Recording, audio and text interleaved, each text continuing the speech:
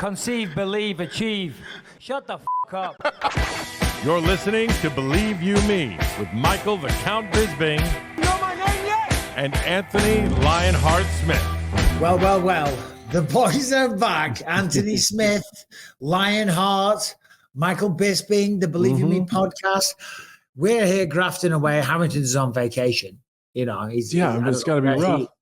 It's some life this guy lives. The life of bloody Riley. Speaking of which, though, we're both getting on planes to Paris tomorrow.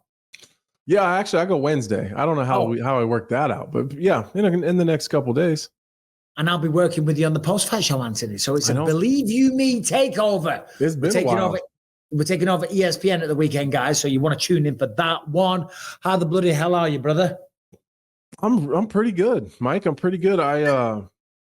This last weekend was my anniversary. So we were supposed to go to Vegas and with some friends, and that kind of fell through. So we had what they call a staycation. Never heard of that before, but I'm familiar with the term. Yeah, it's a new one for me. So we booked this hotel downtown and had a pool, and we went and had dinners and shopped, and it was very relaxing. It was a lot of fun. I was really trying to figure out the last time I spent a weekend just alone with my wife, and I can't recall the last time we did that. But so that's what we're doing in Paris. But I'm happy for you, man. You need that. You need to take time away, decompress, get away from everything. After Paris, I'm staying there for a week with Rebecca. Oh, great. We're going to get out of Paris, though. We're going to get on a train, I think, to Strasbourg on the German border. Looks good online. I don't know what it's like in real life. So we laid in bed till like noon on Saturday, just like watching bad TV. We ordered breakfast and didn't even get out of bed to eat it. It was a really good time. It was a really good time. Bad TV.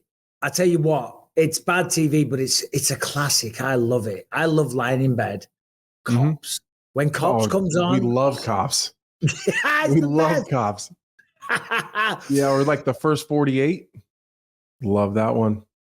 Cops, like, you see it, and if you think your life's a mess, all you got to do is turn on Cops. Like the intro, they always have some crazy intro, some guy like in a dress or something screaming and losing his mind. Have you seen that one? The guy in the dress? Oh yeah.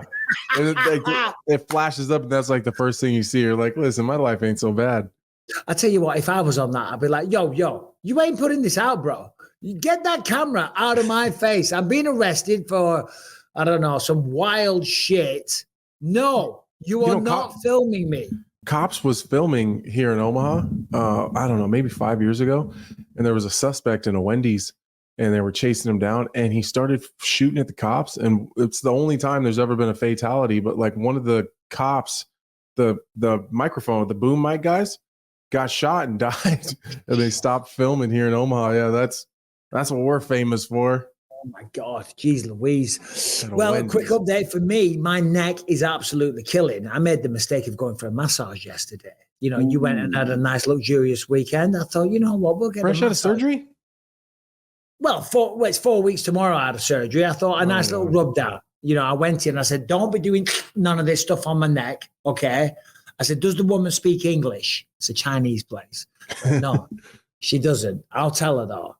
I think that was the first time she's ever done a massage in her life. I swear to God. Was that bad? Oh my God, it was awful. But Rebecca was on the other bed, so I didn't want to ruin her time. But I'm face down on a thing, with my neck being pushed like this. She's smashing me to hell.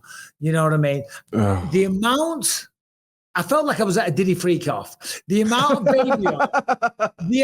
baby oil that she put on me was it was squelching and everything. I was like you had to take a shower as soon as you got back. First thing I did was take a shower. You know, at one point, and she was a big lady. You know, when I say big, I mean she was heavy set. I'm being very polite.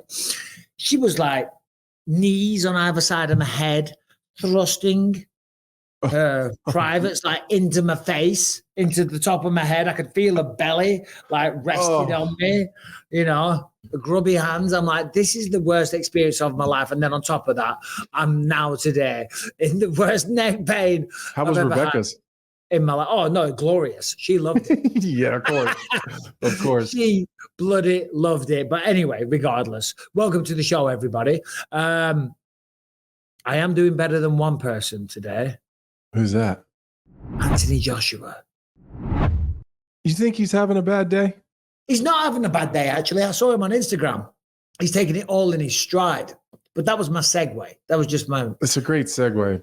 It was a very bad attempt. Because he probably does internally feels terrible.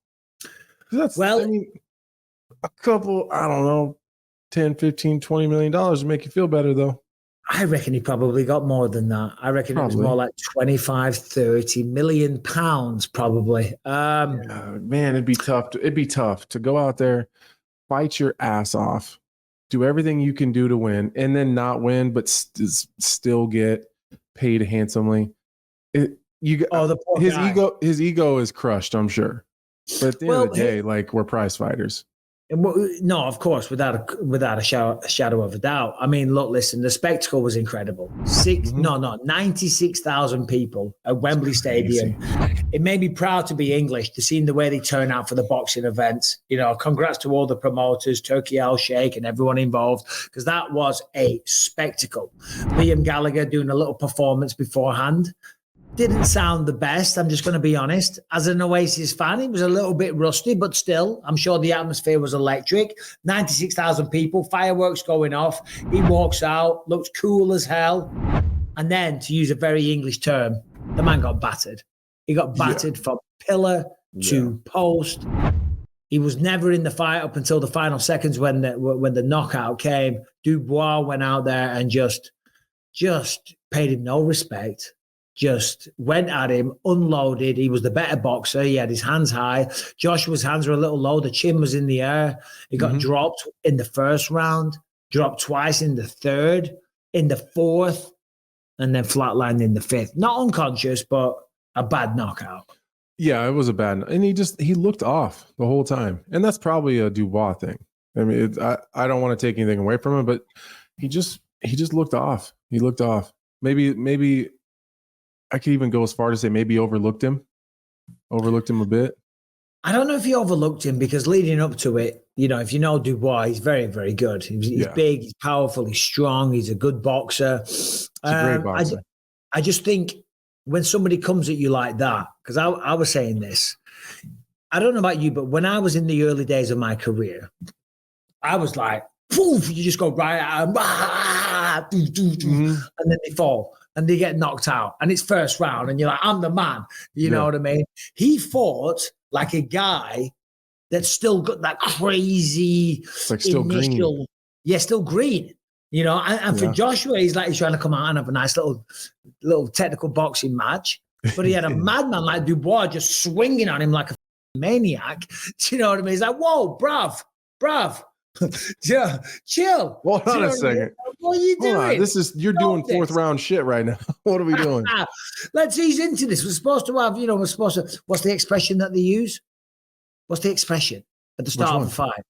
A feeling out process. A feeling out process. Yeah. We're supposed to be having a feeling out process here, you lunatic. We're world championship boxers. We're supposed to be laying foundations, setting traps, not going for the knockout in the opening. We're supposed to be downloading information here. What are you doing? You know, I've actually struggled myself to get to like try to harness a little bit of that back. That kind of like that old lion heart where I didn't give up. And I just put the foot on it's hard though. It's hard because now you know too much. You know how stupid it is. Correct. It is because I was the same way. Like when I started, I was a wild guy, you know, and certainly when I fought, it was just a blaze of aggression, you know. And then as you learn more, to your point, you get more technical. You think about it more. You think about your approach. The opponents are getting tougher. You think, I can't do that. And you get more technical. And the wildness comes down. The technical ability goes up. But also a little bit of that ferocity, the longer you get in the teeth, a little bit of the ferocity goes. You lose it a little bit. It's a really hard balancing act. And I'm not saying that that's the only reason Dubois won. It's just a segue into our own careers because we're egomaniacs and we love talking about ourselves. But, that's how we connect. That's how we connect, bro. But yeah, a tough one. A very, very tough one for him. All the stars were out. Did you see Conor McGregor? I think was there a video of Conor going crazy as Joshua was going down and Conor's in the back going absolutely nuts? Kendrick Lamar was there, formerly known as Terrence Crawford. Okay, I was going to say, was it Terrence Crawford or was it Kendrick Lamar? How do we get the Sheik to sponsor the podcast? Well, that'd be a stroke of genius. Yeah, he's giving everyone else some money. We're going to try it. I'm going to have my people reach out. Conor, you would have thought that he was a big Daniel Dubois fan because when Joshua was getting those, he was out of his seat. Maybe the cigar, might have even got lit. Walking in with the big cigar unlit between the teeth. How do we feel about that? Because 2 words spring to mind right now: douche bag. I knew you were going to say douche bag. I knew those were going to be the 2 words. It's like, bro, I remember one time when I was a kid, I was 16 and we used to go to this pub called the Borough. And I was in there and we were all smoking cigars. And I went to the toilet and I needed a piss. So I needed 2 hands. And I had the cigar between my teeth as I was taking a piss. And this guy walks in. And I was only a kid. You know what I mean? This proper guy walks in. And I explained afterwards. I said, I only had my cigar between my teeth because I needed my hands. And he was like, okay, well, I'll let you off. But you did look like a bit of a dick, Well, how do we feel about Conor with the unlit cigar? Yeah, I don't know what happens to people or when you change or how much money you have to start doing weird douchey shit like that. Like how much, like how rich do you have to be to wear your sunglasses inside 24/7? Like what, for what? Yeah, I mean, a lot of people wear sunglasses, to be fair, but I understand the point that you're making. But there he is, soaking it up. He walks up and touches the canvas. I wish I was 5% as cool as he thinks he is. I don't know. Look, listen. How do you get to be so cool? I don't get it. I don't know. I don't get it. And I don't want to just talk shit on Conor, but come on, bro. Come on. Listen. If I was rocking about with a suit and pulling up my collar every 2 seconds, right, with the cigar I'd let you have it this big. Oh, you would. I'd let you have it. Right? Listen. This is the problem when nobody tells you anything. When nobody says, bro, you look like a cock. You mind? He has no one telling him that. There's nobody saying, might we at least light the cigar? At least have a go. Do you know what I mean? Hey, fair play. From now on, that's how I'm doing the podcast. Popping my collar on my suit constantly. I'm gonna have a big cigar hanging out of my mouth, sunglasses on. You know what the comments would say? What has happened to Anthony Smith? They wouldn't say, "Oh man, he looks so cool." Look how he went cool from lion heart to lion fart. Yeah, that is when you have no one telling you that you look kind of like a dick. Brian, see if you can find this because we're not the only ones, and we're just having a laugh before you McGregor fans start. But we're right in our opinions. Usyk was taking the piss as well. See if you can find this, Brian. Just Google Alexander Usyk mocks Conor McGregor's walk. So McGregor walked. Have you seen this? No, I haven't. But McGregor I bet it's walks funny. up to Usyk backstage. He's like, "Hey, how you doing? How you doing?" And Usyk's doing an interview with someone, and McGregor walks off. And the interviewer carries on trying to talk to Usyk, and then Usyk just starts walking behind McGregor as if to say, "What's he doing? Why is he walking?" See you there, yeah? Come on. Hey, he's great, Conor. Yes. Crazy man. Look. Look at him. He's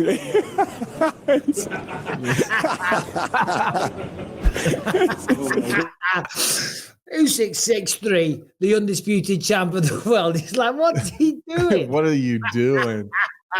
You fucking nerd. Shit. Oh dear. Anyway, whatever. Commiserations, Anthony Joshua. Mm-hmm. I tell you what, he came Still out. legend. Of course. I mean, one of the greatest British boxers or heavyweight boxers we've had, certainly in this generation. He came out on Instagram and was like, look, listen, it ain't over. I'm not done. He said, I've still got plenty of heart. I've still got plenty of fight to give. And there's still a lot of miles left on the clock. And do you know what? His attitude, I was like, fair play, because it was a crushing defeat. It was bad. As fighters, when stuff like that happens, we feel embarrassed more than anything. Yeah, the money's great, but he's already got tons of money. I floated the idea on Saturday that potentially You know, maybe he walks away from the sport now because what is he going to do? But let's just imagine, I mean, the money's great, but he's got the money. He's got the legacy. He's been the champion of the world. You know, he's done that journey. He's knocked it out the park, and he can retire and do something else with his life. Right. But he still feels like he can do more. And of course, as fighters, we always feel like that. But Tyson Fury was there, and he was like, that just cost me 150 million quid. Well, if Usyk beats Tyson Fury, then we could still see Joshua versus Tyson Fury. For sure. I'd love to see that. Yeah, it would still work out. Imagine, it's funny how like other people look at those situations. Like Tyson, God damn it. God. Like he was ready for a big old paycheck. Yeah, it's crazy. A massive payday. I mean, could you imagine that? I mean, Dubois versus Joshua, 96,000. If Fury and Joshua actually go at it, and they can't do it in Saudi Arabia, it's got to be on British soil. Yeah, it's got to be in the UK. Man, it's got to be in the 96,000 people. That'd be 110. I don't know if there is a place that can hold that. They could sell 150,000 tickets. I'm telling you. Man, we'd have to be there. We'll be there. We'll be there. We'll take a quick jaunt from Paris over to London. It's nothing. Right over. It's nothing. Passion, drive, and patience. The formula for winning championships is also what keeps your ride or die alive. eBay Motors has everything you need to maintain your vehicle and level it up to peak performance. Superchargers, roof racks, exhaust kits, LED headlights, and more. Whether you're into speed, power, or style, eBay Motors has you covered. With over 122 million parts for your number one ride or die, you'll always find exactly what you're looking for. And with eBay Guaranteed Fit, your part is guaranteed to fit your ride every time or your money back. Because with eBay Motors, you're burning rubber, not cash. With all the parts you need at the prices you want, it's easy to make your car the MVP and bring home huge wins. Keep your ride or die alive at ebaymotors.com. Eligible items only. Exclusions apply. Now I'm going to ask you a question here, Anthony, because I asked you this and you never responded. Dinner in Paris. Are we doing it? Are we getting together? I said yes. Remember, No, but you you said it was just you and Rebecca, and I said I don't want to third wheel your dinner. No, no, and then I said I'll get just the other like two texts ago. You never responded, bro, and I was very offended. Really? Yeah. Oh, fuck. Well, And yes, I would love to do dinner. Absolutely. I said we'll get Felder, we'll get a few of the boys, you know. Yeah. So sitting there and listening to. Well, Rebecca doesn't go on; she won't say anything. She knows a place. She'll be nice and quiet. Speaking of boxing, real quick, whilst we stay on this, King Callum Walsh had a good win at the weekend, so well done to him. We won't go too much into it, but where is it? I'm looking for it here. Dana White came out last week and he said that he's getting involved in the boxing world. Didn't go into too many details, but he did say that, listen, if I say something, I do it. And I'm telling you right now, I'm formally in. I'm officially in the boxing world. I didn't know that wasn't like a full on thing. What do you mean? Well, like we're working these events all the time, and I keep hearing people talk about the event in Dublin, and like it was essentially ran by the UFC. So I guess I just assumed that meant Dana was in. And then but he's promoting Callum Walsh. I think he is. Yeah. But this, I think this is different. I did a video on this last week, but real quick, this is what Teddy Atlas had to say, and we all know Teddy's an authority on boxing. He says, this sport is the longest sport in the history of sports. They find drawings of guys throwing punches on cage from 2,000 years ago. This sport shouldn't be irrelevant, but it was becoming that because of the promoters with the networks, with their sugar daddies. They were just making the fights to keep their guys undefeated, to make it to the next big fight, non-competitive fights. And once in a while, they'd throw you a bone. It wasn't enough, and the fans were bothered. Turkey Al-Sheikh came along with the Saudi money. In the last year, he made the fights that the fans want to see, that the sport needs. Dana White does that. He's been doing that forever at the UFC. I know it's one guy in charge and people call him a dictator, but listen, if a dictator ain't chopping heads off, I'm going to do this in Teddy Ellis. And if a dictator ain't chopping heads off, sometimes maybe we could learn a little something, we could use a little dictation right now. Make the sacrifice that you want to make. That's not a bad Teddy Atlas. That's not bad at all. You don't want to. I can't do it when I'm talking to you. But what do you think about the dictator getting into boxing? I've been saying for a long time that the reason the boxing is the way that it is for the exact reason that Teddy just said. It's even locally. Like there's a couple decent boxers around here, but they fought nobody.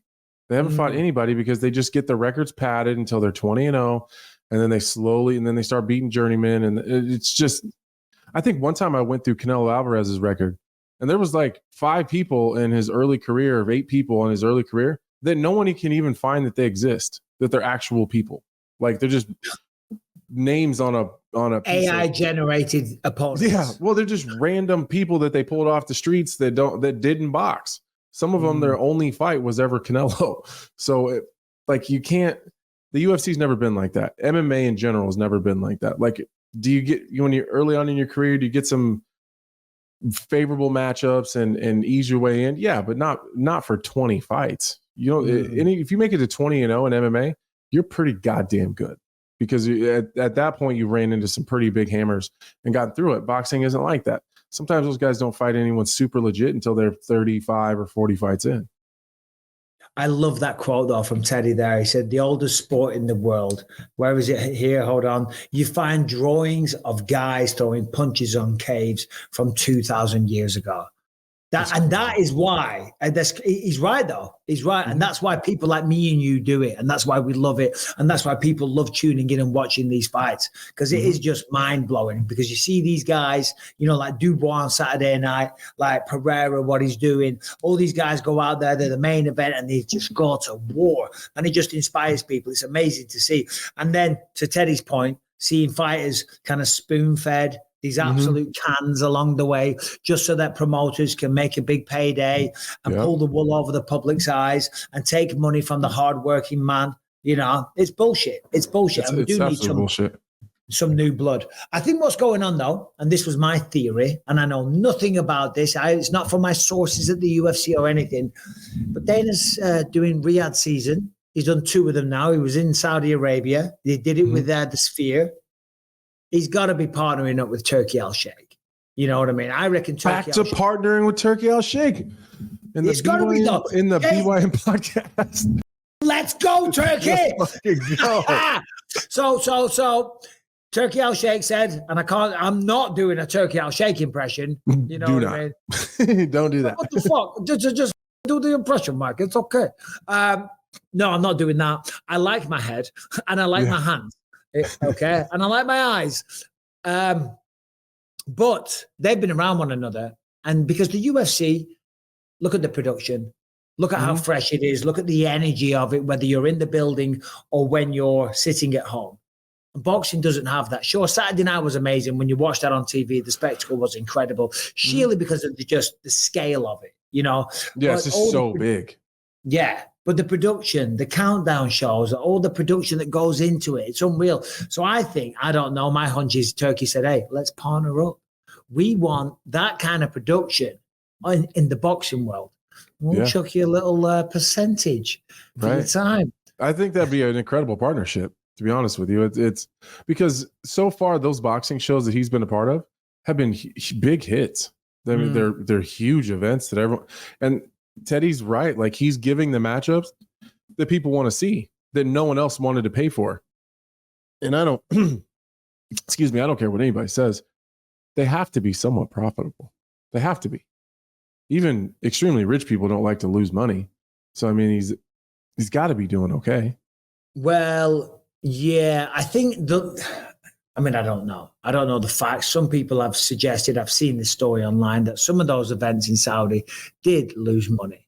Like Joshua versus Ngannou, apparently the pay-per-view wasn't very high. But what they're trying to do is something bigger, though. They're trying to build something. They're trying to turn it into a tourist destination, trying to make it a sports capital of the world with the golfing, with the boxing, and just try and reinvent it. So whether or not they lose money in the short term, the long-term goal, it's worth it. It's still an investment, But I'm here for it. I love it. Yeah, well done. I love what they're doing.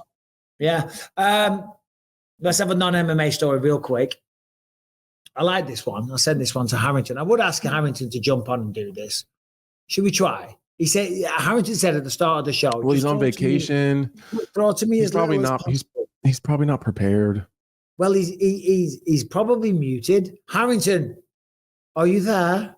This is not vacation. This is a work trip, guys. Like, you guys going to Paris is not vacation either. No, it's not. It's work before the fight, and it's going to be work for 5 days after the fight with my wife. That's going to be a lot. Herringbone, what's going on in Switzerland? Ooh, so Switzerland, they have a precedent, a legal precedent set in the country where if you are too annoying, you can be denied citizenship. Hell yeah. Yeah. So hell yeah. In the example that they listed here, I think it was a case from 2017. A woman moved to Switzerland like very young, like 9-10 years old, something like that. And she started raising like a giant stink, about the use of cowbells. She's like an animal rights activist. She says the use of cowbells on these cows is ridiculous. It's inhumane, et cetera, et cetera. She put up such a massive stink. The people of Switzerland were like, she has no respect for our values and traditions. We're not granting her a passport, which would mean Swiss citizenship. So it ended up being like a pretty big legal battle over there. So they didn't give it to her. They didn't. Eventually, I think she took it up high enough into the courts that they had to. But don't be annoying in Switzerland, and you won't have to go through the Supreme Court to be able to go on a vacation. Mike, that should be across the board. Oh, without for every country of a doubt. I don't know why this isn't a normal thing. Like, no, if you're annoying. An annoying bastard, we don't want you. Don't come over here with your bitching and your whining and your complaining and your annoying habits. I sent that to Harrington because I saw it on social media. I thought we could have a laugh about this. And I said to Rebecca, I said, hey, Beck, look at this. Switzerland will deny you citizenship if you're annoying. Do you know what she said? Huh.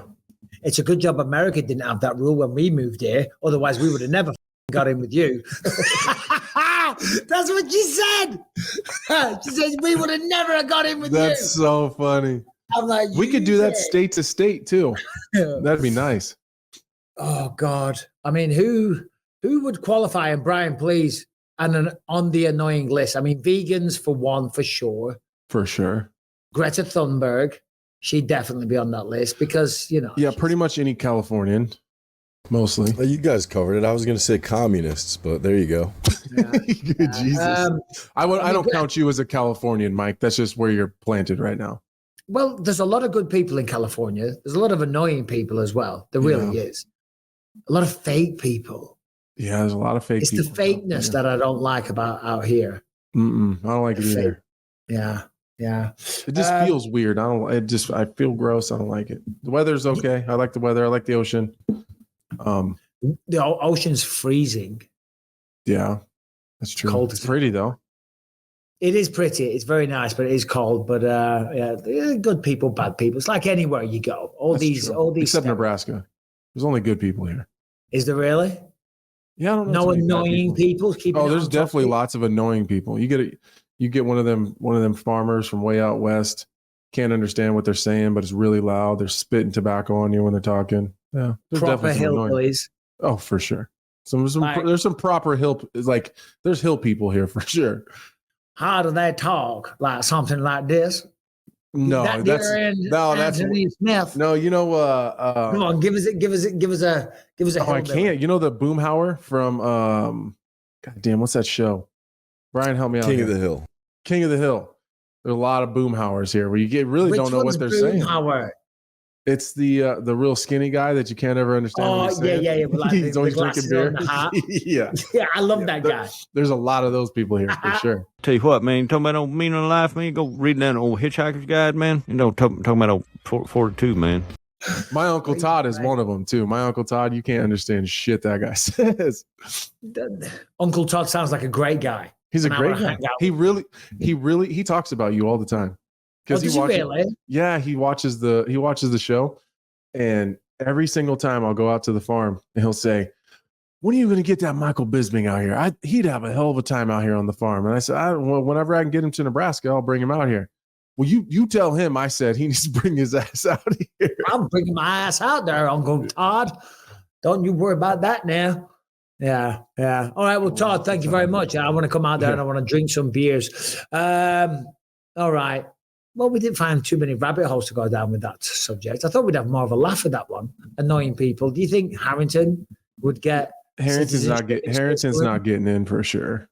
Yeah. No. Brian probably gets in until he starts going down the rabbit hole of people's conspiracies in their countries. That probably get you vetoed. I got nothing bad to say about the Swiss, even though there's plenty bad to say. Well, hold on. Let's talk about that. What is there bad to say about the Swiss? I know what's wrong with the Swiss. Switzerland, they're very neutral. All I know, I mean, I went to Switzerland when I was a kid. It's a beautiful place. I went with the Scouts. Mm-hmm. I went with the Scouts. So I got kicked out of the Cubs. So then I had to go to the Scouts. I was too young. I was 10. It was a beautiful place though. But right. All I know is that's where people go for euthanasia. Oh, like when they do the self. Yeah. When they're like sick, like, they're sick and dying, they go there and do the self euthanasia, right? And they hold everybody's money and everybody's cool with it for some reason. What do you mean they hold everybody's money? Swiss banks. Oh, yeah. Wolf of Wall Street. Yeah. What is that scene in Wolf of Wall Street? Oh, it's such a great film. You've seen that, of course, Anthony. Yeah, I've seen that. Thank God. Otherwise, you'd have to revoke your man card. If you haven't seen that, I'm like, dude, we got to talk. We got to figure this out. What are you doing? All right, this episode is sponsored by Prizepicks, which is America's #1 daily fantasy sports app with over 5 million active members. Prizepicks is the easiest and the most exciting way to play daily fantasy sports. Unlike other apps on Prizepicks, it's just you against the numbers. All you got to do is pick more or less on a 2 to 6 player stat projections, and then you watch the winnings roll in. For example, one Caleb Williams passing yards gets you 1 win on Prizepicks every week in September. That's right. Only 1 yard gets you an automatic win every football weekend in September. 4 weeks of free W's. Don't miss the deal on Prizepicks because it's gone when September ends. You can now win up to 100 times your money on Prizepicks with as little as just 4 correct picks. Prizepicks is the way to get action on sports in most states, including California, Texas, and Georgia. Want to play Prizepicks alongside Drewski, Joe Budden, and MMA champ Sugar Sean O'Malley? You can now find community plays under the promo tab of the app to view entries from some of the biggest names in the Prizepicks community each and every single week. So download the Prizepicks app today. Use the promo code BELIEVE. Get $50 instantly when you play, just $5. That is promo code BELIEVE on Prizepicks to get $50 instantly when you play just $5. You don't even need to win to receive the $50 bonus because it's guaranteed. Prizepicks. Run your game. One more time. Download the app, Prizepicks, promo code BELIEVE. Bet $5, get 50. Anyway, so getting back to MMA, Jorge Masvidal, who's got a fight card, I think, coming up this weekend with about 14 different former UFC fighters on it, bare knuckle MMA, I think. But Masvidal seems to have changed his focus for his return fight and wants former champion Leon Edwards for a fight in either December or February. He said, I know Leon wouldn't fight me. He got it offered and he turned it down. He doesn't want this. I tried. Leon Edwards don't want this. He had other options. He went for the other fight except me. Any other fight except me. Basically, I'll tell you that much. I'll tell you right now, Leon, I will whoop your effing ass. Let's effing go. I don't know, maybe December in Vegas, maybe next year at the Super Bowl. I don't know, but I will beat the F out of your skinny little ass. Hell yeah. I'm down for that. I like that. All the sense in the world. Yeah, they got the history, the 3-piece in a soda, which was viral. It was a huge moment. Leon's he's definitely not getting a title shot. He's not getting a rematch. He needs someone. He probably wants a big name. Masvidal's a big name in the sport. It's 2 strikers. Neither one of them really want to fight a wrestler. I like that a lot, actually. I think that it probably doesn't make any sense initially, but why not? Well, that would be the only reason why I would assume that if what Masvidal's saying is true, if UFC did make an offer and Leon said no, and we'll just say, take that with a grain of salt, you know what I mean? Because fighters say shit like that all the time. Sign the contract, bro. There's no Right. contract sent. What are you talking about? What are you talking about? There's no contract. People say that shit all the time. So, let's just assume that he did. I can't imagine. Leon probably wants to fight him. Mm-hmm. But he's probably like, why would I do that? Why would I take this fight? I got to be strategic about my next move. I want to get back into the title conversation.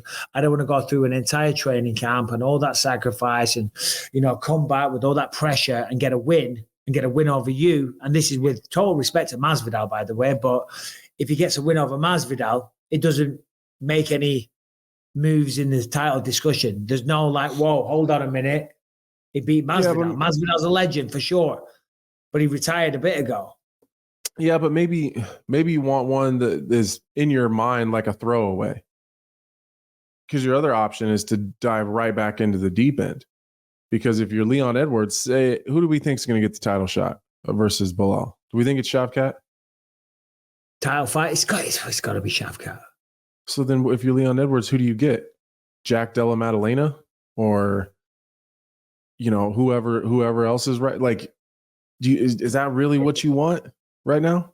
Like you want to come off of this, you've had a couple really tough fights, a couple tough training camps, and then get kind of embarrassed. You would think you'd want to go in there with someone who stylistically matches your style a little bit better. At least you can go in there and know that Masvidal is going to stand in the pocket with you and he's going to throw, which is kind of what Leon wants to do anyways. Without question, but that comes with the territory of being a former champion. I guess it depends on where he's at mentally. He was the champion of the world. You know what I'm saying? So unless you want to, if he wants to be the champion again, he's got to do like O'Malley right now. He's in the same situation. He's got to fight somebody like, I don't know, a Corey Sandhagen. And then straight away. That sucks. That sucks.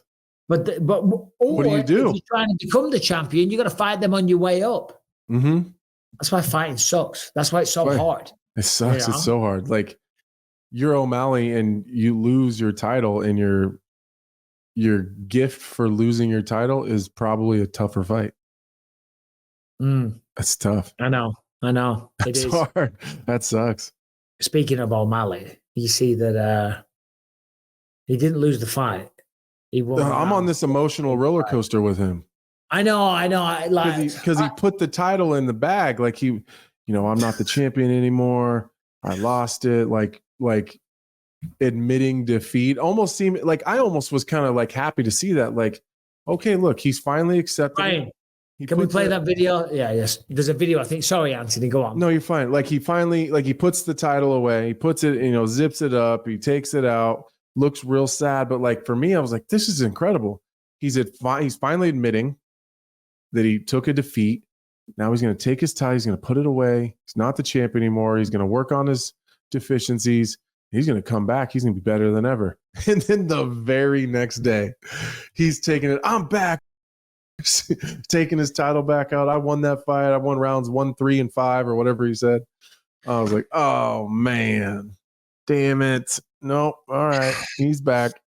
Well, it's hard because when you lose a fight, that's a decision. When you lose a fight where you didn't get necessarily beat to shit, when you lose a fight where in the 5th round, you have probably your best round. You hurt him with a body kick. Mentally, you don't feel beaten. And Sean, he's saying when he goes back and watches round 1, 3, and 5, he feels like he won. There's other people out there that agree. Chael Sonnen came out and now he's saying the same thing. I haven't gone back and watched it because with respect to Sean, because I got a lot of respect for him, I don't feel like I need to do that. I feel like what I saw was pretty clear. I thought, listen, it happens to all of us.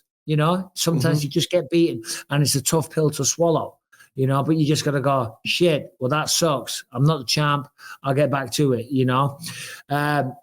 Brian, just real quick while we carry on talking, see if you can find Merab's video. He did a video. It must be on his Instagram. No, he pulls up in his car. He's driving a car. And he jumps out, and Sean O'Malley's driving a little tiny car. Have you seen this, Anthony? Yeah. Merab's a bastard for this one too, O'Malley. While Brian's looking for that, I didn't go back and watch it, but I do remember the fight fairly well. I don't disagree that he won 3, probably. Yeah, and definitely won 5. But if I remember correctly, maybe I need to go back and watch the first round. I thought that it was fairly inactive for both guys, and Merab was the one throwing out a lot of activity and landing a lot of little shit. Nothing impactful, nothing big. But out of the couple things that happened in the round, Merab was the only one doing it. I do think he won the fifth. Yeah. I remember at the time. Third was close. I remember saying in the house, oh, he might have got that. And I do remember at the time, like, thinking Merab won the first round. Mm-hmm. But it wasn't until I forget was there a takedown at the end of round one or something? And I thought, there was. That steals it. That steals it. Right. Because there wasn't much happening. Yeah. But there's a video. So Harrington insists it is this video. Hold on. It's all right. Let's see, Harrington. He knows. It's not this video. Just rewatch the fight. I won round 1, 3, and 5. You, Merab, Is he's in the pool car? In the car. With the pool in it? No. Never mind. Explain yourself, Harrington. Is this video? It cuts to Merab in seconds. Trust me.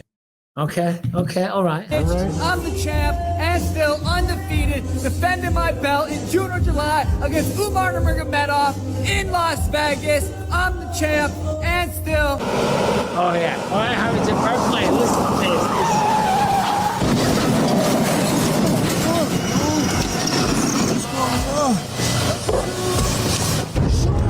It's you, my friend. What's wrong with you, bro? Why you keep smoking, my friend? I thought you was just sleeping now. It's a sleep time for you, bro. Come on, bro. Listen to the Listen, music. son. Don't worry about this Umar Nurmagomedov. I will take care of Umar. You're not a champion anymore, and I'm gonna take belt from you again. So you drive safe, son. Let's go, Sean. No more smoke. No more smoke. See you. No. Bye. Drive safe, okay? If you are what you say, a superstar. He's a son of a bitch. Oh, shit. Oh, no. You can't blame. Listen, Sean's awesome, but Merab's having his moment. Mm-hmm. Sean took the pace. He made a lot of videos as well. He kind of discounted him, and that's fighting. That's what you do, I love it. O'Malley's in there with like his Lamborghinis and his Porsches or whatever they are. Merab pulls up doing videos with a Hyundai. Yeah. That's a working man right there. It's a working man right there. Anyway, fair play to Merab and Sean. Hey, bro, just come back, see what you can do. That's what you can do. Fine. Yeah. Dust yourself off. Get right back on the horse. Daniel Cormier says, you might have saw this, and I want to know your opinion, that if either man, talking about Jon Jones or Stipe Miocic, which is just around the corner now, and finally we can move on with this story, but he says if either of them gets hurt and can't make it to the fight, we do have the backup fighter of Tom Aspinall. He says neither one of them are going to agree to fight Tom on short notice. Which is... Stipe will. You think so? John will not. You think he won't? I don't think John will. No, I don't. I think DC's spot on there. Stipe will. Well, look at it like this. I'm actually traveling out to Stipe here pretty soon. Oh, really? Tell me more. Well, Jim, he's going to help me get ready for my fight.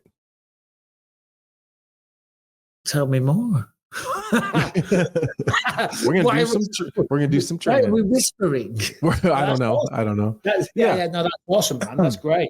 Yeah, I'm gonna do a little bouncing around and I'm gonna go spend some time with Stipe, spend some time with Dean and Rashad, and just get some deep knowledge. Well, this is the one, Anthony. You got to get this one. Yeah, we need this one. You got to get this one, so you got to do whatever it is. So take it. But back to Stipe. He, I think he will. Anytime I've ever had conversations about this kind of stuff with Stipe, he doesn't. I know that I think in this whole media world, and not just you and I, but the media in general and the UFC and everyone that talks about it, they make it seem like Stipe really gives a shit. he doesn't really give a shit. He's barely a fighter. Like, he doesn't have the mentality of a fighter unless he's in there actively fighting. He doesn't talk about fights. He doesn't really watch them that much. He trains every single day, but he's just not immersed in this world at all. Like, he wants to beat Jon because everyone else says that Jon is the best. He couldn't care less about Jon Jones. He just doesn't. Like, whether it's Jon or it's Tom Aspinall, he's going to train about the same.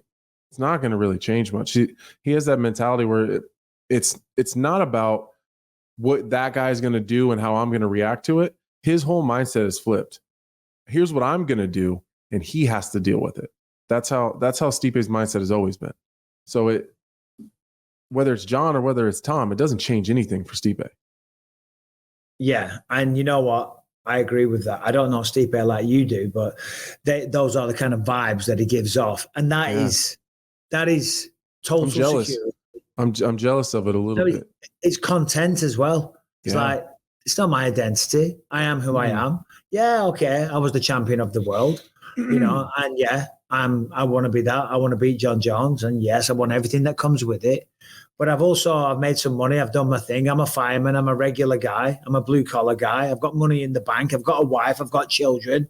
I'm not concerning myself with this circus on social media and all of this bullshit.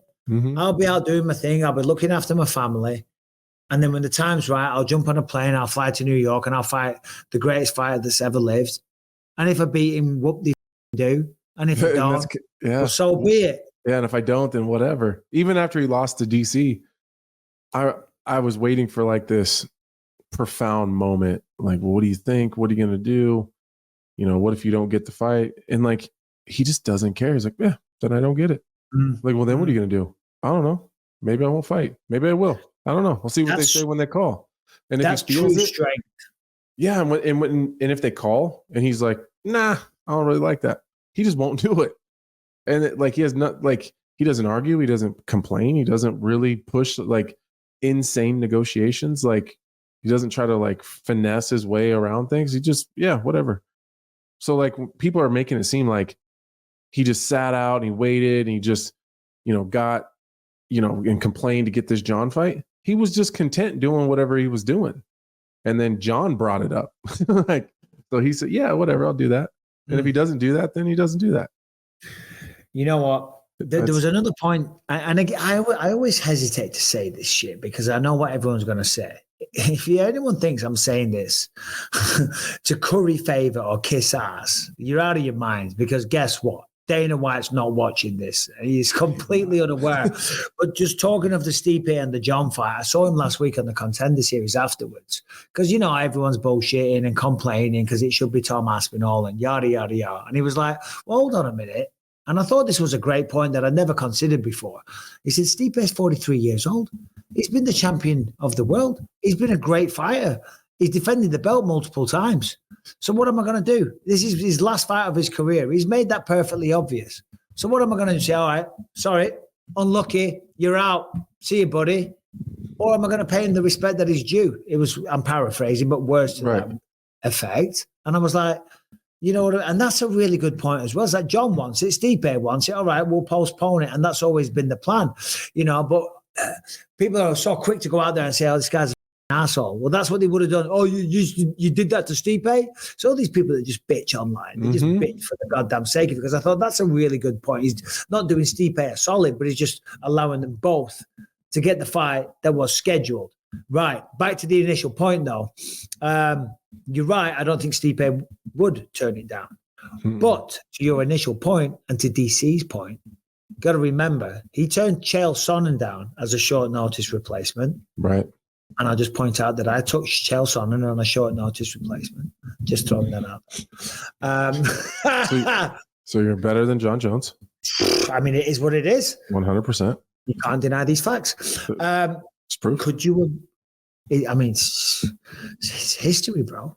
Could you imagine the shitstorm if Jon Jones, if Stipe gets sick fight week, legitimately, it's November, it's New York.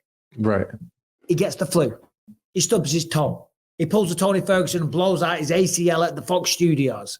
Shit goes wrong, right? Whatever it is, Stipe has to pull out. Tom Aspinall's there with his interim belt. Champion versus champion, Madison fucking Square Garden. And Jon Jones has the balls, and it is balls to say, fuck you. I think he would. I think he would say no. I think he would say no. And not for nothing, Jon Jones never puts himself at a disadvantage. Ever. You can hate him for it, or you can look at it as a strategic approach to your career. He never puts himself at a disadvantage. He never is going to let someone have one over on him. Not before it even starts. Once he's in there, John's a dog. But it's a different matchup. It's actually not that much of a different matchup. But no, I think Tom's a better grappler. Probably a more willing, stronger wrestler. But in terms of their striking and their movement and their speed, I've always said I think Tom is the evolution of Stipe. I think he's just added on to what Stipe did. I think but they're in the same vein, at least in my opinion. I just don't think John would. I don't think he would. No, I don't think he would either. And one would argue, and that's not me saying anything about his toughness. It's just historically he won't. Historically he won't. No, you're right, because that is what a proper manager would more than likely advise you to do.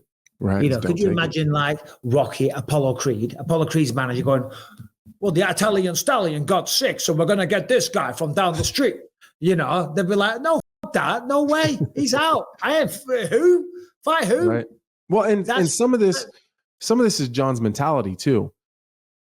You've heard him do interviews, or at least have short conversations about how he obsesses over his opponents. It's actually one of the biggest disadvantages, in my opinion, for Stipe, for this fight being stretched out longer, because it's given John more time to think about it, more time to analyze it, more time to dig into him, more time to continue to watch the film over and over and over. John is obsessive. I remember seeing an interview somewhere where he'll stalk, back in the day, he used to stalk his opponent's Facebooks, and he would read through their everyday life. He wants to know who they are. So that quick flip doesn't give him enough time in his head to make it okay with him.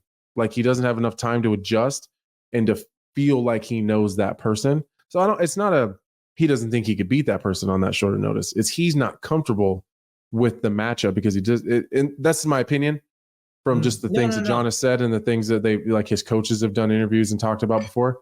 It's just too quick for him to adjust to the change mentally to the new person. I don't necessarily think it's a skill set thing.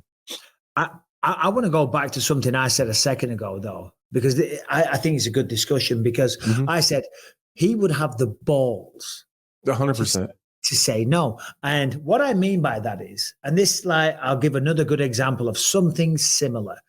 You're under immense pressure. The UFC have put this fight on. They've delayed it for a year. The fans are all waiting for it. You've got an interim champion in the weight, right, in the wings. The pressure to, if Stipe got injured, to say, yeah, I'm going to take that fight, would be so hard to go against, right? It would take somebody special.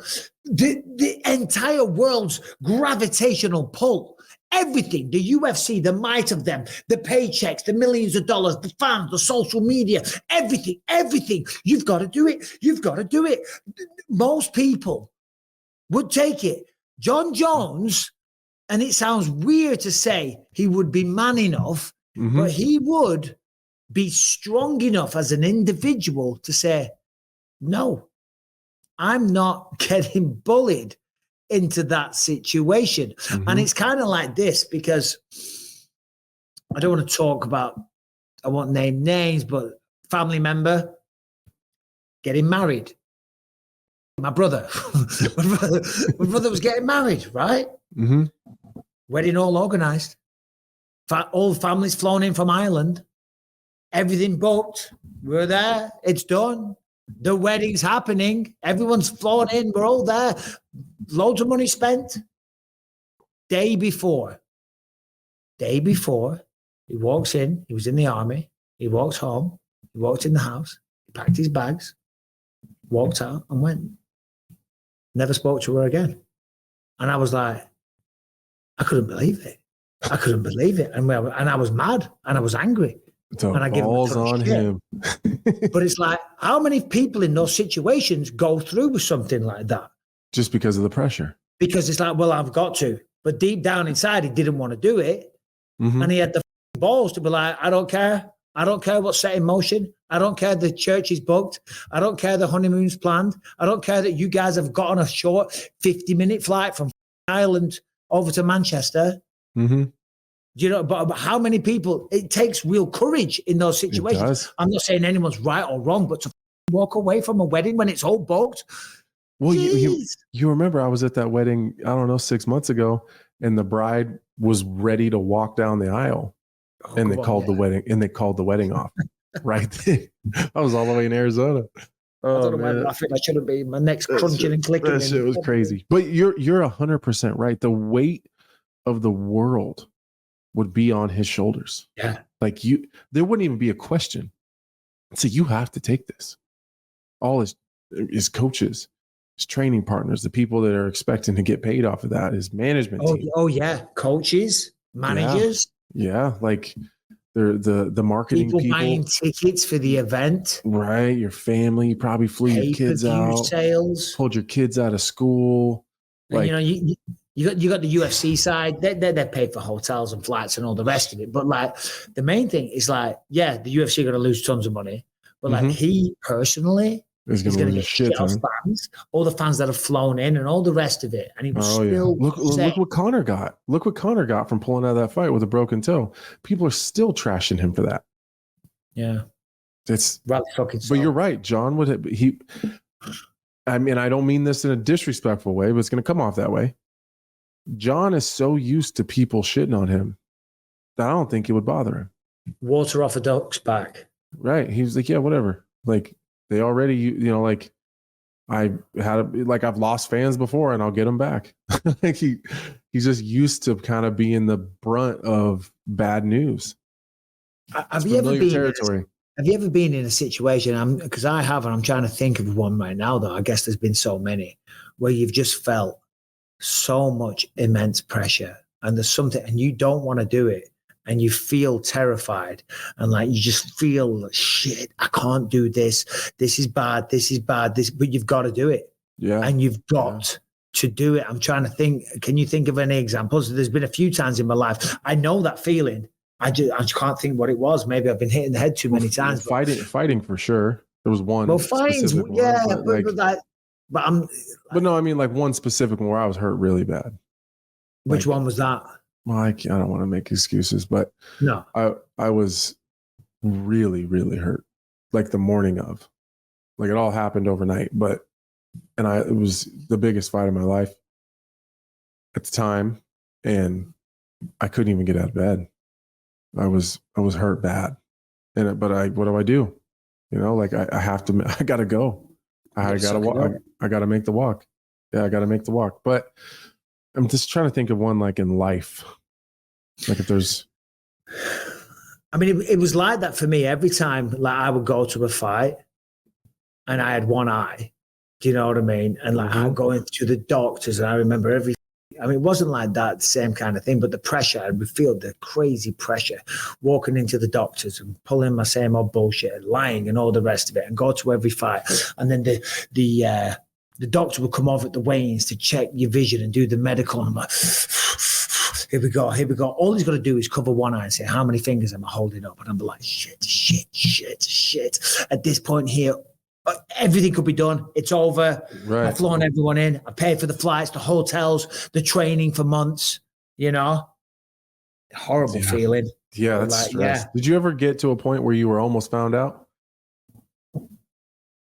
I don't know. I feel like it was the worst kept secret.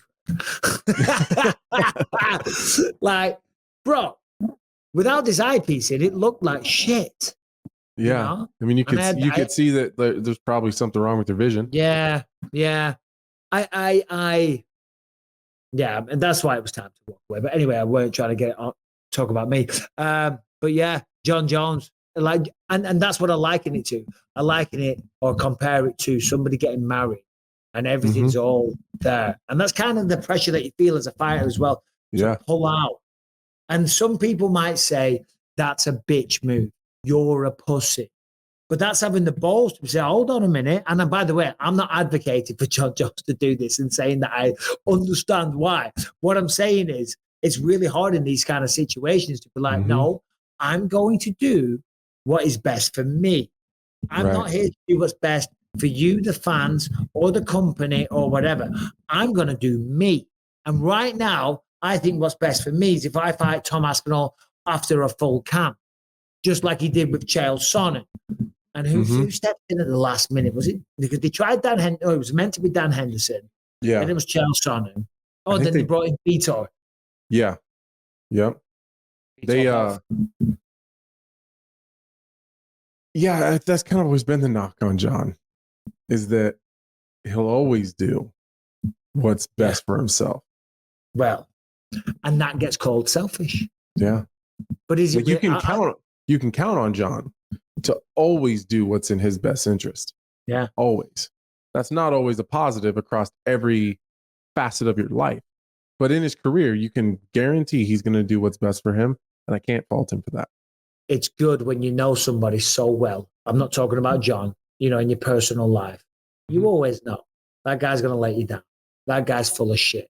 Whatever he says, he won't be there. He ain't going to follow through. He ain't going to do as he said, And then when it happens, you're like, yeah, you're not bothered. Yeah. Does it affect because you know. Yeah. So I knew. You always do that. You always let me down. You always go back on your word. Those people are a pain in the ass. What did DMX say? What did DMX say? Trust a snake to bite you. Trust a snake to bite you. Yes.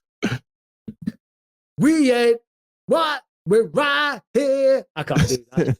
I do like a bit of DMX, though. I do like some DMX. All right, this episode is sponsored by Shopify, which makes it very, very easy for you if you're an entrepreneur, if you're a businessman, if you're thinking of starting a business. It makes it easy for you to get online and start selling to everybody on the planet. If you've already got a business and you're not online, then what are you doing? You got to have a website. You got to accept all major payment methods. You got to hire a website designer. To do all of these things is time consuming and very, very expensive. Well, now with Shopify, it is ridiculously cheap and easy, and it won't take a while. Right now, you can sign up for a trial period of just $1 per month so that you can boost your sales, so you can reach your potential. Right now, Shopify is the place to be. Nobody does selling better than Shopify, home of the #1 checkout on the planet and the not so secret with Shop Pay that boosts conversions up to 50%, meaning way less carts that go abandoned and way more sales going on. So if you're into growing your business,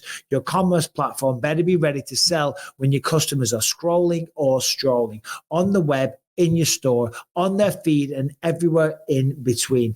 Businesses that sell more sell on Shopify. The secret's out. It's not a secret. Businesses that want to grow, they grow with Shopify. And if this sounds like something you want to take advantage of or something that you could implement in your life, in your business to reach your potential, well, then it's time to upgrade your business and get the same checkout.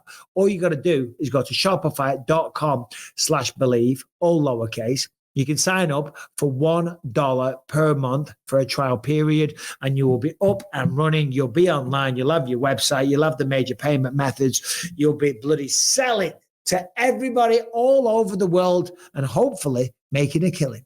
Shopify.com/believe to sign up for a $1 per month trial period. From one guy that would say no to a fight to one guy that won't. This is my segue to Alex Pereira versus Khalil Rountree. Yeah. Khalil Rountree, his coach, I'm assuming we're talking about Eric Nixick or John Wood. I always get them two confused. John Wood. They look very similar. They do. And they're both in Vegas. Do you know what I mean? So, and great coaches. My bad, John. He says that he thinks if anybody shoots a takedown in that fight, it's going to be Alex Pereira. Words are, he said, I quote, I believe, honestly, my gut, I think Pereira shoots on Khalil. I think he's the one that breaks game first and shoots on Khalil to try and get that takedown. That's actually something that Pereira has done before. I mean, we ain't shooting over here. I can tell you that. Khalil can. It's not like we don't train MMA or wrestling, but I think Alex shoots first. I would be shocked if this fight goes 5 rounds without somebody. I would be shocked if this fight goes 5 rounds. Someone is going out on their shield. It's going to happen. What do you think about that statement? Well, Khalil's definitely not shooting for sure. No. And I don't think Alex is shooting. I don't think so. I think he tried being a little bit sneaky with Izzy, just because. But other than that, one takedown on Izzy. Yeah, that's it. He's not shooting. It wasn't the best take. You're not gonna lie. Yeah. I don't know if you could call it. That's not the one where you go, bro, I got this. You know what I'm saying? You know, when you learn a new skill and you try it for real in real life, you're like, oh, it worked. That's not one of those. That's not the one. But I will say this though. Here's a hot take for you. Hot take. Khalil might be the best striker in mixed martial arts that Alex Pereira's fought. That's a hot take for sure. Well, it might be true though. Think about it. And maybe the light. You think Khalil's better than Israel? Light heavyweight division. Oh, in the light heavyweight division. In the light heavyweight division. I don't think so. I think Jan Blachowicz is probably the most fundamentally sound striker in the whole division. Oh, really? Out of anyone? I think so. Fundamentally, I'm not saying that's a hotter take than what I just said. No way. He's not as flashy. He's not as he doesn't have as many knockouts as Pereira and as emphatically as his are. But I thought you were making me doubt that question with a hot take, and then you come out with some wild shit. That's not wild. Remember, Jan Blachowicz and Alex fought, and I don't think, with all respect to Alex, I don't know that Alex won that fight. I don't think anybody won that fight. It was a pretty bad, sloppy fight. They were both exhausted. It was at Salt Lake City. It was at Salt Lake City. It was at altitude, but I thought Jan looked good. He did a good job of dealing with the leg kicks. He didn't take any big shots to the head, which is hard in a fight with Alex Pereira. In terms of tough guys to deal with. I don't know. Khalil offensively is probably one of the more dangerous guys that Alex is going to have to deal with, but just think in terms of problems in front of you, I think Jan Blachowicz is a bigger problem. Yeah. I'm just like, if you look at Khalil, I mean, he's on a 6-fight win streak, I think, maybe 5. You know, some pretty good opponents on there. He beats some monsters. But Pereira, I mean, it's basically Blachowicz, which again, former champion, Yuri, former champ, Jamal, former champ. Yuri Prochazka is a wonderful fighter. I really enjoy him, but he does have a lot of openings. He does have a lot of deficiencies. He has some unorthodox tendencies that for somebody as polished as a Pereira is going to give him opportunities. Jamal Hill, again, I'm not here shitting on Jamal, far from it, but you know, he's a slugger. He's a street fighter. He's got power. You know what I mean? And he's a good boxer, don't get me wrong. I'm not saying he isn't. But when you look at Khalil, I was talking about this earlier to someone, he's so shelled up. He's like a teenage mutant ninja turtle, and his shell is his shoulders, his chin is tucked in, his tie, he's giving it the whole Thai boxing thing. He's checking leg kicks. He's got good power. He's fast, and he's got a massive opportunity. And you bring up the Jan Blachowicz fight, you know, wasn't one of those viral knockouts. Jamal was, Yuri was, of course. But I don't think it's a wild thing to consider that Khalil might go out there and beat Alex Pereira.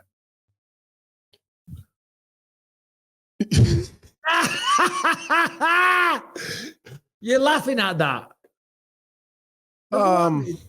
Disagree? I want it's possible for sure. Here's what I go back to.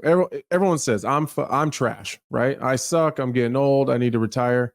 And I had no problem finding Khalil more often than I should have. If I'm as bad as everyone says I am. I watched it last night on the way to my massage because I knew this morning I was doing a UFC 307 preview show for TNT Sports. So I watched it last night before I got in this immense pain. And you were landing some good shots. You were for sure. The straight right got through many times. And so I was able to land on him. I was able to push him back and take space from him. He never really pressured me too much. Again, he threw a nasty bomb and put me down. But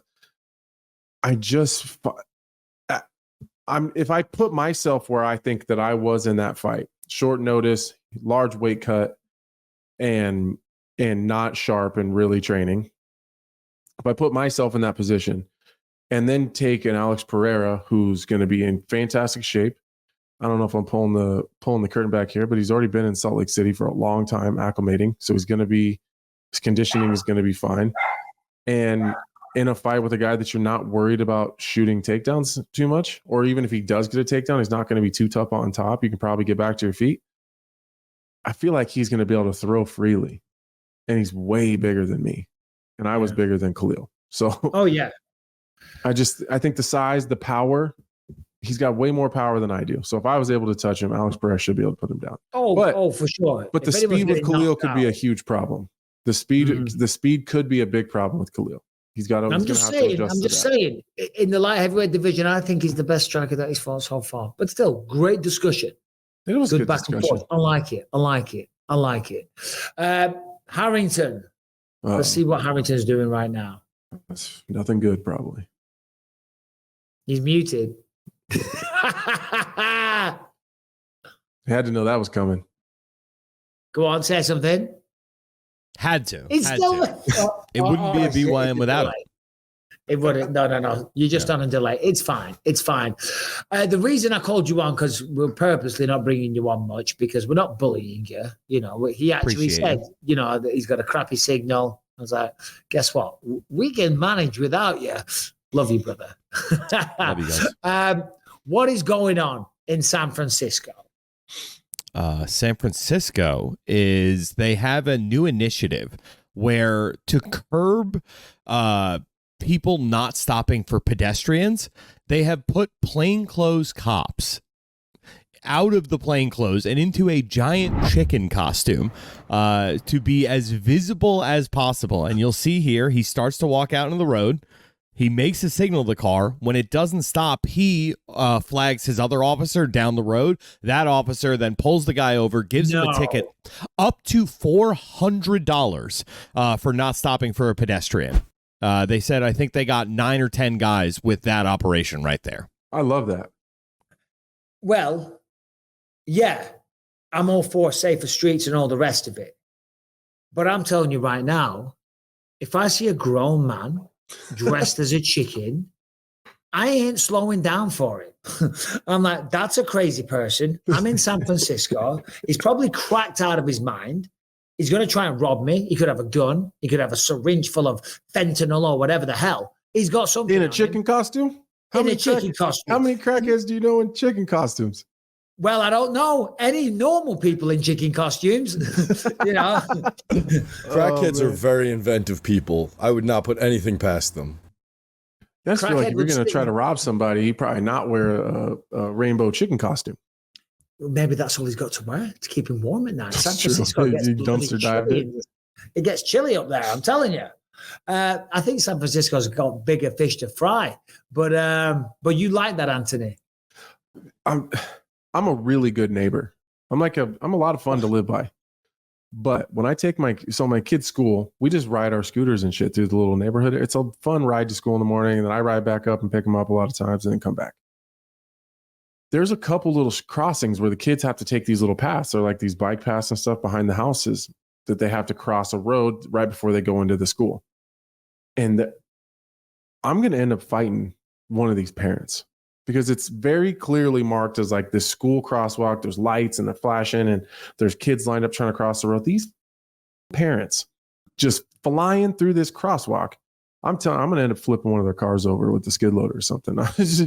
It infuriates me. Like at my old house, I used to sit out in the driveway drinking beer with my friends, and I'd have a cup in my cup holder. I'd have a shit ton of golf balls, and they'd speed by the house going like 40. And so I just grab a golf ball and I start whipping golf balls at people's cars and shit. I can't stand people that drive like idiots, like through crosswalks and neighborhoods and stuff. It drives me. I'm like that grumpy old man. Yeah, no, I totally get that. I do. But that feels a little bit like entrapment by the police. Do you know what I mean? Like they're setting traps. I'm going to get a chicken costume. I'm gonna call one of my cop friends. What was I going to say? Yeah, no, I'm all about that, and the roads being safer, certainly for children and stuff like that. Because I tell you, the hit and runs in this country, it's crazy. They like people that don't live in America, because I am not from America. If you didn't know, it blows my mind. I turn the news on; it doesn't even make the news. You know, the little banner across the bottom, like we have believe because it happens so often. It happens so often. The hit and runs are crazy. And by the way, the news that goes across that banner thing there's some wild shit, because the amount of shootings and this and that, you can't all make the news because it's mainstream. They can't have them, but they've got 7 people raped and beheaded in family home. You know what I mean? 6 people murdered for someone. I'm like, Jesus, and they're talking about the same old crap on the news. You know what I mean? Like, I'd rather hear about that shit. Brian, just Google how many hit and runs. Should we do USA or California? We'll do USA and do California. USA first. And Nebraska. I want to hear this because the laws out here are pretty mental. They are. Yeah, it's insane. Because when you go to cross the road, it's on the green guy comes on, but people that are turning, they also have a green light. Oh yeah. Yeah. So people are walking out while other people are turning. Oh, because people are walking out because the green sign comes on to walk. Right. But you've still got to be walking guy. Some asshole's not going to come around the corner because he's also on a green light. Then you take that situation, you put it in downtown Los Angeles. Right. Or in San Francisco with some prick in a chicken costume. Some guy in a chicken costume. Someone's going to die. I never thought about the entrapment thing for the chicken. That is a bit weird, especially in San Francisco. So these are some pretty ridiculous numbers here. In America, nearly 4 million people are involved in hit and runs. Oh, that's between... Shit, sorry guys, that's between 2015 and 2019. But I was going to say that even still for 4 years, that's a million that's people a year. Yeah. Never mind the COVID pandemic. There's a million people a year being hit and run, killed. Annual average in California is 19,000 people. That's 52 people a day. A day. More than 2 people an hour. 2 people an hour. And hold on. 2 people an hour are dying via hit and run in California alone. Injured annually. All right. Still hit. Fucking hit by a car, though. And they ran. However... 52 a day? 52 an hour. In 2001, in Nebraska, there were 2 accidents involving a hit and run. Let's go. I'm moving. See? Moved to Nebraska. Brian, give me America's number as a whole in 2024. And not because one's better than the other. I want to know England's. Because, we, by the way, can cross the road whenever we want. There ain't no such thing as jaywalking. Right. And the car's got to stop. No.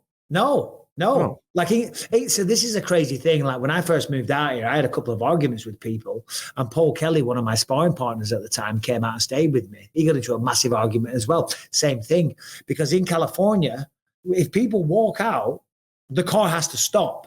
You know what I mean? The pedestrian gets the ultimate right of way, which kind of makes sense. We don't want people to get run over. Right. So that's why, like in outside Target or like a big shopping mall or whatever, if someone just waltzes out in the middle of the road, you got to stop. Well, it ain't like that in England. Do you know what I mean? If you walk out there, that's on you. Do you know what I mean? And they'll just hit you. Well, they won't hit you, no, because we're not dickheads and people aren't so used to just walking out. They're like, cars. They wait till the car goes by. Yeah, there's consequences. So even though you guys have these laws, it's illegal to cross a road without it being on a thing. You're still getting hit 2 times an hour in hit and runs. You guys have got it all wrong, bro. What do you got, Brian? So I found this chart from 2022 that has, because the numbers from 2024 aren't in yet, but I do have the first quarter in America, which is... Of this year? Yeah, about 8,650 motor fatalities. That's the numbers that I'm getting for 2024 right now. But I have this chart from 2022 that says that So this is England in red, Great Britain, and then this is America all the way in the lead over here because we're number one. That's a lot. Road deaths per million population. How many? I can't see. It's too small on my screen. Looks like that's 130 per million. Per million, there's 330 million people. Anyway, whatever. It's quite the tangent that we went down, but it is wild when you think about it. It is wild. It's a lot of 2 people an hour. That is mind-blowing. All right, this episode is sponsored by MyBookie, and it is that time of the year. Winning season is back, football is back, and MyBookie is here to make sure that you are ready to cash in on the action. This season, MyBookie is pulling out all the stops with incredible promotions like weekly risk-free boosts on Thursdays where you can bet without a sweat. If your bet hits, you win big. If it doesn't, just forget it. MyBookie will refund your wager. But that's just the beginning. MyBookie is giving away hundreds of thousands in prizes with their Super Survivor and Square contests. Get your entries in now for your shot at huge cash rewards. When you're ready to get started, use the promo code BELIEVE to claim some extra cheese on top of your first deposit. MyBookie's tiered bonuses make it easy to deposit with crypto or with credit. The bigger your deposit, the bigger your bonus. And now loyalty pays off. With MyBookie, the more that you play, the more that you will win. It's simple. Climb through tiers of the loyalty rewards program to unlock even more epic promotions, exclusive giveaways, and bigger rewards. MyBookie Plus is the lock of the century. Bet on anything, anywhere, anytime, and make your season a winning season by going to mybookie.com. And the promo code is BELIEVE. All right, okay. Should we just get back onto a bit of MMA before we wrap the show up and do a couple of questions? Or should we talk more about hit and runs and San Francisco cops dressed up as chickens? Harrington, what was the big story in the news, in the notes, should I say? Well, I mean, we talked about him a little bit earlier, but Conor McGregor did say when he was on mic at the Daniel Dubois versus Anthony Joshua fight that he has 2 fights left on his UFC contract. He said he wants to get both of those done in 2025, and he's eagerly waiting to test free agency. Said he definitely wants to fight in bare knuckle once his UFC contract is done. Thank you, because I did ask you to bring it up, but I should have said don't bring that up, because it's like we can't keep having the same discussion every 5 minutes. I know that people get mad at me when I say this, but I'm kind of sick of talking about Conor until he does something. Like, fight or don't. That was my point. Yeah. All right. Yeah, I'm saying I'm with you. Yeah, it's like okay, he's coming back. Cool. Great. Yeah, let me know when that happens. But this time he's really coming back. He's coming. I'm sure he is going to come back. I'm sure he is. Yeah, maybe. No doubt. Yeah, maybe. You have no doubt. He does. I'm not saying. You have no doubt. I have. You have no doubt. That's what you're saying. A little bit of doubt. A little bit. Tints. No. I think. Just let me know when it happens. Yeah, I think he will fight. Like the week before. We'll talk about it. Until that time comes, I'm not going to be jumping up and down and going, he's back every time he tweets or goes to. And he's talking about bare knuckle now. Do you know what I mean? And testing free agency. Like, oh, okay, well. As soon as I heard he wants to test free agency, I immediately thought, okay, well, it's going to be the most drawn out goddamn process in the world. What do you mean? Because UFC's they're going to do what they can to make sure that doesn't happen. And he's going to try to do it. And they're going to go back and forth. And it's going to be this boppity, just like Jon Jones in the UFC. It took 3 years. Like, okay, cool. Hit me up in like 2029. Let me know when this is happening. 2029, when's that? Because I'd love to talk about it if it actually is going to happen. I think Conor will be 41 then. Yeah, well. Listen, bare knuckle, great. Go for it. Yeah, cool. 2 fights in the UFC. I can't wait for it. I really can't. Awesome. But I'm like, I can't get excited about it. No, just do it. Or don't do it. I just can't. I can't get excited about it because we've been here. Yeah. Hey, did they ever get those people out of the International Space Station? That's the most random question in the world. No, I think they're still up there. They're up there until at least February of next year when Elon Musk. Elon's going to bring them home, right? Maybe we'll see. And these people listening to this think they've got problems. There's people stuck in a space station, okay? They were supposed to be there like 5 days. And they don't even like each other. Imagine that, being stuck with What if they watched the BYM? Wouldn't that be great? I don't. They got a lot of time on their hands, bro. They do have a lot of time on their hands. Like, what else would they have to do? Well, if you're listening to this and you're at the International Space Station, our hearts go out to you and your family. They're like, yeah, Mike's got a really good point. Khalil might be the best striker that ever fought. He's absolutely right. The guy's a genius. It took a guy from space that's only been in space for the last 6 months to agree with it. That guy on the International Space Station knows what he's talking about, okay? I bet they got pretty good internet. They got it, right? They got to have some decent internet. They got to have some decent internet. I'm just seeing Terry Atlas here. All right. Well, there's no fights at the weekend other than Anthony Joshua. We do have fights this weekend. We'll finish on this. Renato Moicano taking on Benoit Saint-Denis. We're going to be there. We're going to be in Paris. We're going to be having dinner. We're going to be, Rebecca's already looking up antique stores and stuff. Nice. I'm like, babe, you do realize when I get there, I've got work to do.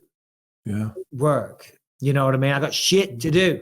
But the main event, how do you see this one going, Anthony?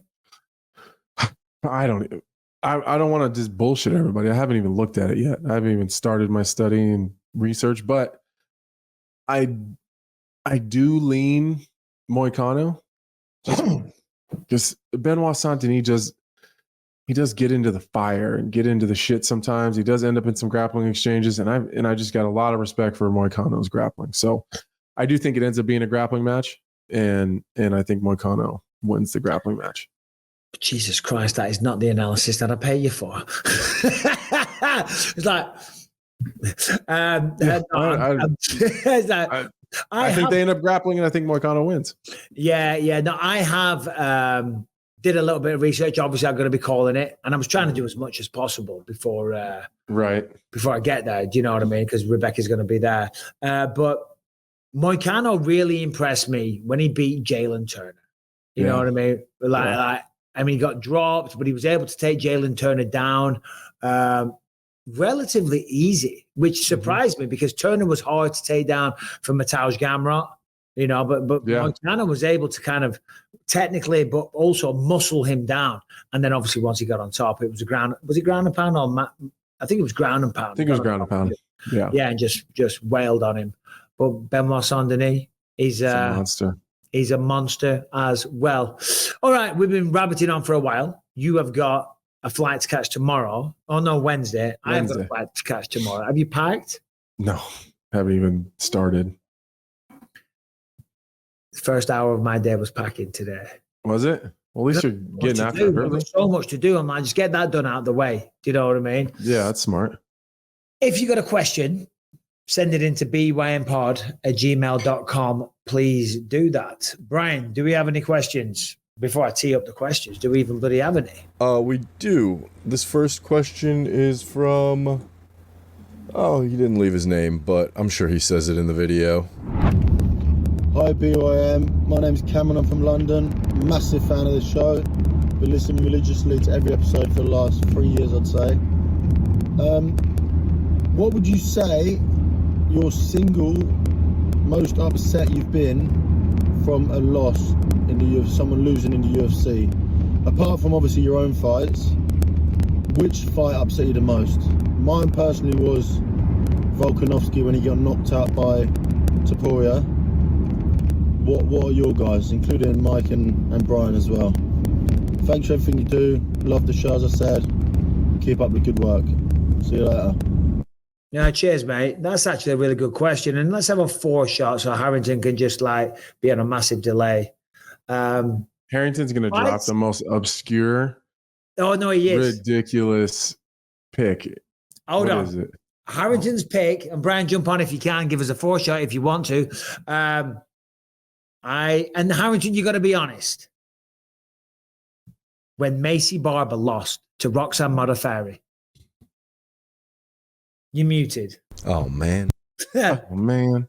I'm sorry that you missed my big laugh at that. I wasn't even, I believe it or not, was not watching that fight live. I think I was working that night. I mean, I don't know, dude. I don't want to be a buzzkill here. Who is it? What's the biggest one that affected you? I mean, UFC 217. I was in the house, 10 rows back. I mean, dude, what do you want out of me? There was a moment where I saw you on top of GSP beating the crap out of him. I was like, this is about to go down as the greatest thing of all. And, it didn't work out. So that was the only time I've actually walked away from a fight being like, man, that was rough. All right. Well, thanks for bringing that up. Cheers. Yeah, I told you I didn't want to. Jesus Christ. So you could have just gone with Macy Barber getting beat at Fox at Modafferi. Brian, what do you got? I don't know, man. I've been thinking about it. Maybe Conor McGregor losing that first fight to Nate Diaz. Oh, that's a good one. Oh, God. Jesus Christ. Hey, man, I was a fanboy. I don't know. What do you want from me? Hey, honesty. Fair play. Yeah. I'm still trying to think of one. So, Anthony, what do you got? I was pretty affected when Amanda Nunes got finished by Juliana Pena. That one was weird to me. Just because, I mean, the proof is in the pudding. When they went back and fought again, it wasn't even close. But I just felt I don't know that I was super affected. I felt awful for Amanda Nunes because sometimes you just lay an egg. And that was like I felt really bad for Kamaru Usman too, just because, in this huge moment, it's record breaking. All you got to do is get out of it with a win, and you insert yourself in the record books forever.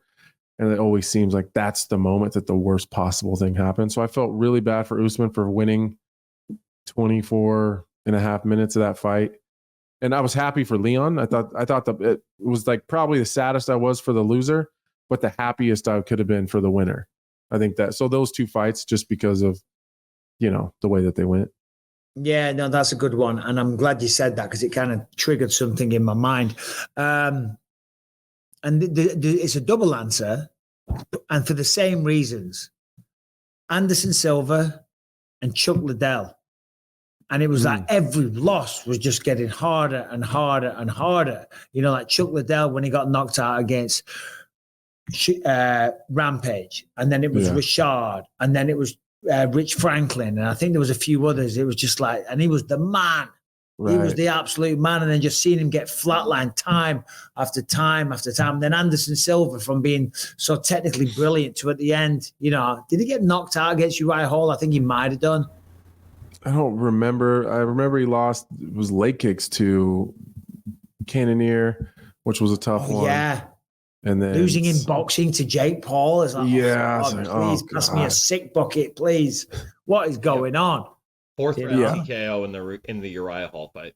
Yeah, those are tough ones too. I agree with that. All right. Well, that was fun. That was. I enjoyed the little conversations that we had there, and hopefully you guys at home did. If you haven't subscribed and rung the bell, then what the hell are you doing? Anthony, we're going to be in Paris, man. I'm looking forward to it. Yeah, dinner. Gay Paris. Should I make a reservation Thursday night? For sure. Or should we do Friday night? Or should we do both? Or is that too much? We could do both. I'm fine with both. Friday night would probably work better because I'll be studying a shit ton on Thursday. But I can always dip out of my research and go eat. Who are you going to be with? Because I can, No, I'm by myself. So. All right. I think Felder's in. We'll have Felder. There'll be a bunch of boys. We'll make Let's it happen. do it. Yeah, Thursday, Friday. I'm fine for whatever. I don't know why we're making bloody scheduling a dinner on the podcast, but that was our way of wrapping up. The show is done. Thank you all for watching. We'll be back on Thursday.